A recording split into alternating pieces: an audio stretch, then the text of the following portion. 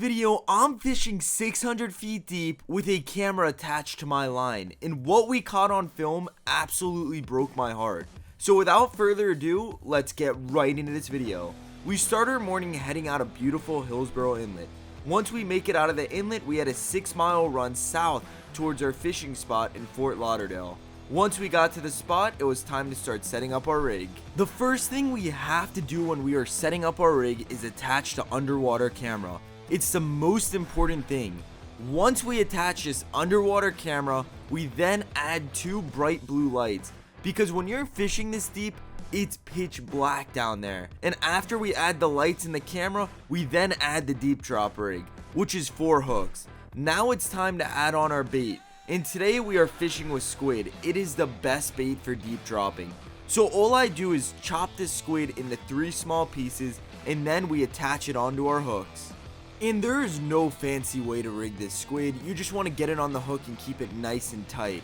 So once the squid was all ready to go, we then turn on this underwater camera while my dad positions the boat.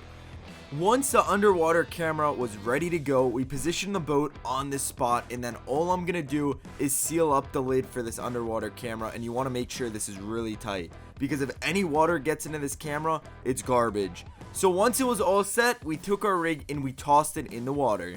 So once we got the rig in the water, we slowly start making our way down 600 feet deep. Once everything was ready, we switched over to our underwater camera point of view, and we start making our way down to the bottom. And this is usually the longest part about deep dropping. This part sometimes takes us 5 minutes if the current is really bad. Luckily today the current wasn't too bad, so it only took us about 3 minutes to get down to the bottom. On drop number 2, you guys are gonna see how I lost my dream fish. A giant showed up on the underwater camera, and the worst possible thing happened. And this is the one problem with having the underwater camera attached to your fishing line.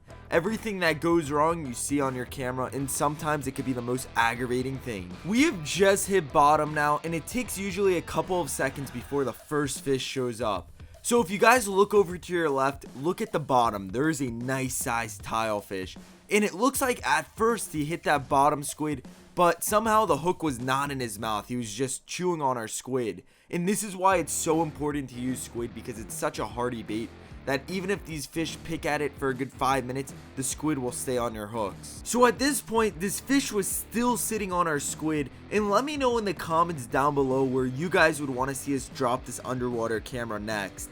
So after waiting a couple seconds more, this fish continued to sit on here. But then he finally decided to do a couple of head shakes, and he was able to get right off our hook. And the biggest part about deep dropping is having the right setup, and I think that fish was way too small for the hooks I had on here. I was targeting those giants today. But again, this fish then came back, and he was just trying to pick off the squid. Luckily, he wasn't able to get any of the squid off the hook, but that's when he finally decided to leave. So he left our baits, and at this point, there was nothing in sight. So we were now hours into fishing, because prior to doing this deep dropping, we were trolling and we had absolutely 0 bites. So we just really wanted to put a fish in the cooler. And let me tell you, when I got home and watched this underwater camera film, it was one of the most aggravating things to watch. Because after being out in 100-degree weather all day and not catching fish, it's absolutely heartbreaking to see. And just wait until you see what happened on drop number 2. So at this point, I was about to give up on this drop. These fish were just picking at our bait, and for some reason, I couldn't hook a single one. But then this bottom fish looks like he got onto our hook, but that's when I finally decided to start bringing up our rig, and he got right off the hook.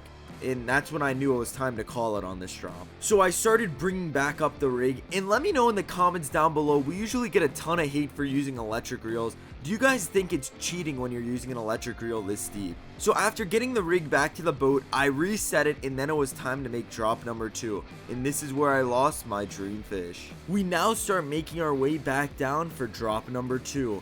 And we were about 4.5 hours into fishing at this point, so we really wanted to make it happen on this drop. So I fast forwarded a bit, and now we're about a minute off the bottom. And if you guys aren't already subscribed, definitely drop a sub, because on next week's video, we actually ended up losing our underwater camera, and it was one of the worst possible things.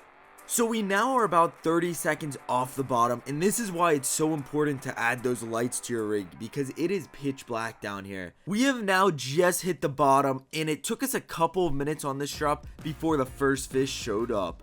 So we sat down here for a little, and then if you guys watch the top left of your screen, this is where the fish shows up. And this fish that's about to show up was an absolute giant. These blue line tilefish don't get much bigger, and if we are able to somehow catch this fish, he would change our whole day. So there he is. That's a good 8-pound tilefish right there. And at first it looks like he swallowed that squid, but somehow he was able to get right off the hook. And honestly, I'm not even sure how that happened. And if you guys know how that happened or how these fish are just not staying on the hook, let me know in the comments down below, because I would love to fix that issue. If we were somehow able to fix this issue, we would be catching fish every single trip.